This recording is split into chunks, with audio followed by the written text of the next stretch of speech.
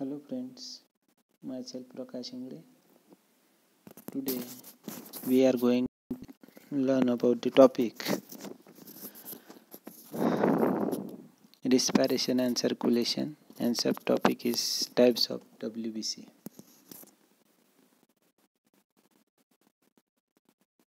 मागच्या तासिकेला आपण ब्लड आणि कंपोजिशन ऑफ ब्लड मध्ये दोन टाईप पाहिले होते. पहिला टाईप आहे प्लाझ्मा आणि सेकंड टाईप आहे त्यामध्ये ब्लड कार्पस्कल. तर ब्लड कार्पस्कल मध्ये आपल्याला आपण रेड ब्लड सेल बद्दल माहिती घेतली होती. Red blood cell generally circular biconcave and nucleated होता. रेड कलर होता त्याचा.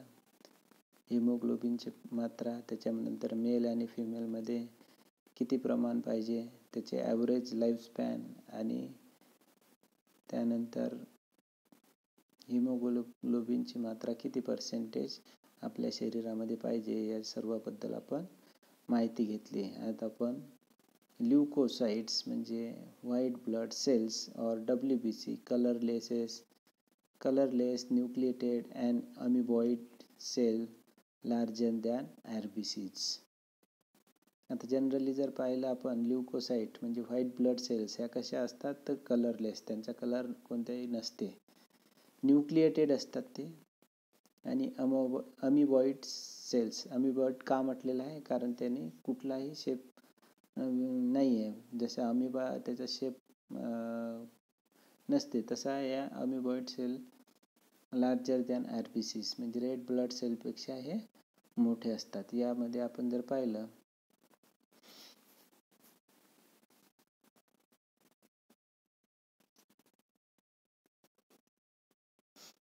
ल्युकोसाइट्स म्हणजे RBCs, यामध्ये जनरली दोन टाईप असतात. एक आहे अग्रॅन्युलोसाइट्स, दुसरा आहे ग्रॅन्युलोसाइट्स. आता अग्रॅन्युलोसाइट्स आणि ग्रॅन्युलोसाइट्समध्ये काय फरक आहे? ग्रॅन्युअल्स म्हणजे ज्याच्या शरीरावर आपल्याला असे टिपके टिपके दिसतील म्हणजे त्याला आपण ग्रॅन्युअल्स म्हणू. ठीक आहे. ग्रॅन्युलोसाइट्स, अग्रॅन्युलोसाइट्स. आता हे टिपके टिपके आहेत ज्याला आहेत त्याला ग्रॅन्युअल्स म्हणतात, आणि ज्याच्यावर टिपके नाही आहेत, प्लेन आहे, ते अग्रॅन्युलोसाइट्स म्हणतात. तर मग ग्रॅन्युलोसाइट्समध्ये कोणते तीन पार्ट आहेत? पहिला आहे न्यूट्रोफिल्स, दुसरा आहे इओसिनोफिल्स आणि तिसरा आहे बेसोफिल्स. आता जनरली पाहिलं तर या तिन्हीमध्ये न्यूट्रोफिल्स, इओसिनोफिल्स आणि बेसोफिल्समध्ये काय चेंज दिसते? तिन्हीमध्ये आपल्याला ग्रॅन्युअल्स पाहायला मिळतात, म्हणून याला ग्रॅन्युलोसाइट्स म्हणतात. आता ग्रॅन्युलोसाइट्स तर आहेतच, पण त्या व्यतिरिक्त यामध्ये अशा प्रकारचे वेगवेगळे लोब्स आहेत, ट्विस्टेड लोब्स आहेत, किंवा दोन किंवा त्यापेक्षा जास्त लोब्स एकमेकाला यामध्ये जोडलेले लोब्स आहेत. म्हणून आणि इकडं दोन्ही पार्टमध्ये आपल्याला काय दिसते? न्यूक्लियस दिसते. हे त्यामध्ये डिफरन्स आहे.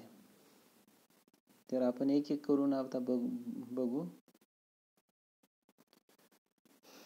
जनरली RBCs कसे असतात तर RBC हे कलरलेस असतील. Colorless nucleated amoeboid cells larger than RBCs. Due to their amoeboid movement, they cannot move out the capillary wall by the process called diapedesis. अमिबॉइड्स असल्यामुळे ते काय करतात? मूवमेंट करतात आणि स्क्वीज होतात, म्हणजे मूव्ह होतात एका ठिकाणाहून आणि out of capillary wall.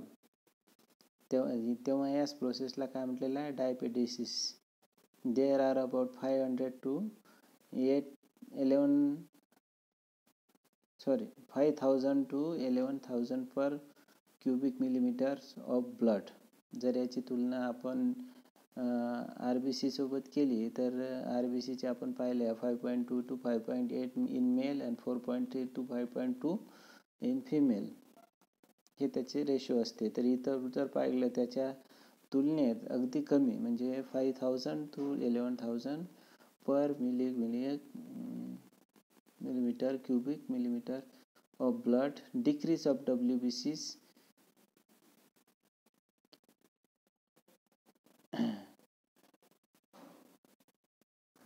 Decrease of WBC is called as leukopenia. म्हणजे जर का 4000पेक्षा जर कमी झाली ते डिक्रीज जर झाली तर त्याला ल्युकोपेनिया म्हणतात. फॉर्मेशन ऑफ WBC ल्युकोपोयसिस म्हणतात. आणि increase of leukaemia cause blood cancers. आता यामध्ये इन्क्रीज जर झालं तर मोठ्या प्रमाणात त्याच्यामध्ये काय ही जी संख्या आहे 5000 to 11000 इन्क्रीजिंगली जर वाढत गेली तर त्याला ल्युकेमिया म्हणतात किंवा त्याला ब्लड कॅन्सरसुद्धा एखाद्या व्यक्तीला झाले असे म्हणतात. आपण जर पाहिलं तर टाईप्स ऑफ WBC मध्ये आपण काय पाहिलं होतं की अग्रॅन्युलोसाइट्स आणि ग्रॅन्युलोसाइट्सचे 2 पार्ट त्यामध्ये आपण पाहिले होते.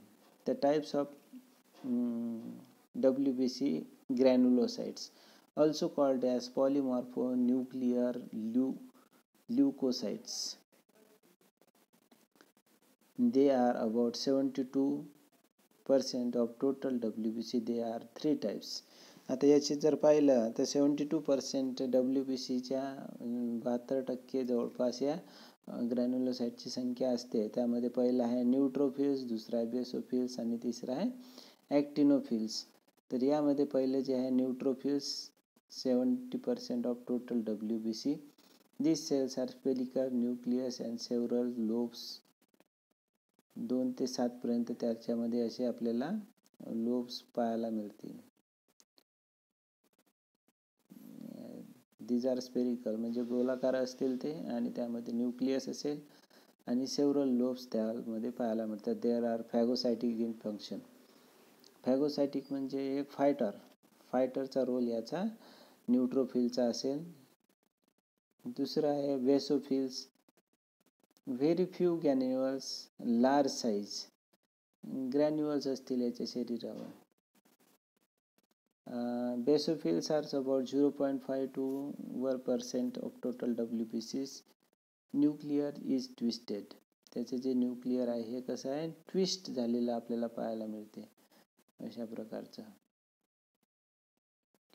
Nuclear is twisted. They are present in infected and allergic condition. Generally जर बेसोफिल पाहिलं की ॲलर्जिक कंडिशन इन्फेक्शन झालं असेल त्या ठिकाणी आपल्याला पाहायला मिळते. It secrete heparin, histamine and serotonin हे तिन्ही करते. Eosinophils and acidophils contain granules with nucleus bilobed. आता इओसिनोफिल हा तिसरा जो पार्ट आहे यामध्ये काय पाहायला मिळते की त्यामध्ये भरपूर सारे असे ग्रॅन्युअल्स असतील. With nucleus is bilobed. Nucleus त्याच्या बायलोब असतील. They are about 1.32% of total WBCs. They are also responsible for detoxification and they produce antitoxins. आता याचा महत्त्वाचा रोल काय आहे की रिस्पॉन्सिबल डिटॉक्सिफिकेशन. आपल्या शरीरात जे पण हानिकारक घटक असतील त्याला रिस्पॉन्सिबल हे इओसिनोफिल्स असेल. दे रिप्रोड्यूस अँटीटॉक्सिन्स जसे एखाद्या मोबाईलमध्ये व्हायरस जर गेला असेल तर अँटीव्हायरस आपण मारतो. तसेच आपल्या शरीरामध्ये काही विघातक द्रव्य असतील, विषारी द्रव्य असतील तर त्याला बाहेर काढण्याचं काम कोण करते? इओसिनोफिल्स म्हणजेच अँटीटॉक्सिनचं काम ते करते. दुसरं आहे जे सेकंड पार्ट आहे त्याचं अग्रॅन्युलोसाइट्स. अग्रॅन्युलोसाइट्स जर पाहिलं याचे 2 टाईप आपण पाहिले होते. पहिला टाईप आहे लिम्फोसाइट्स आणि दुसरा आहे monocytes. Large nucleus without lobules and granulocytes. They are about 28% of total WBC and there are 2 types.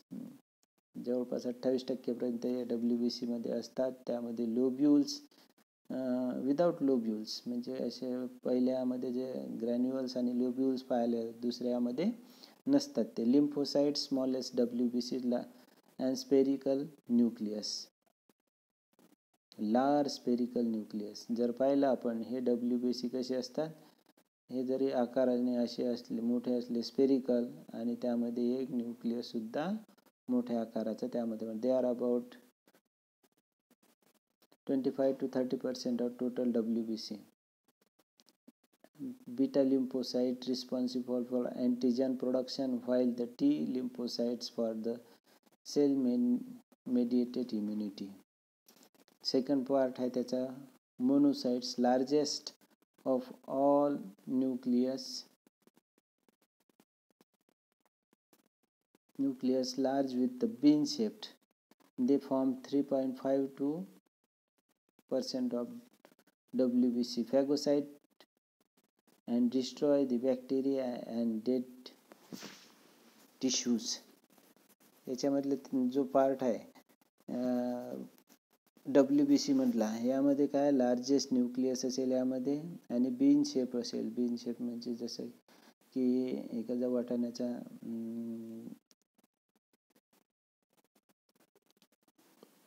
आकार असा असेल. जे फॉर्म 3.5% ऑफ WBCs. 3.5 त्याचे WBC. Phagocytes and destroy the bacteria dead tissue. तिसरा जो पार्ट आहे थ्रोम्बोसाइट्स और प्लेटलेट्स. आपण पहिला पार्ट पाहिला होता WBC, मग RBC, नाही पहिला RBC मग WBC, आता thrombocytes. They are produce bone marrow. हे बोन मॅरोमध्ये आपल्याला पाहायला मिळतात. They are very small.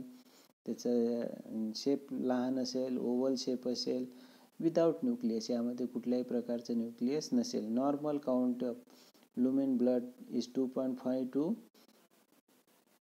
4.5 lakhs per cubic millimeters. Formation of platelet thrombopoiesis, increase thrombocytosis and decrease thrombocytopenia. Increase जर झालं असेल तर त्याला थ्रोम्बोसायटोसिस म्हणतात. डिक्रीज जर झाले असतील प्लेटलेट्स तर त्याला थ्रोम्बोसायटोपेनिया असे म्हणतात.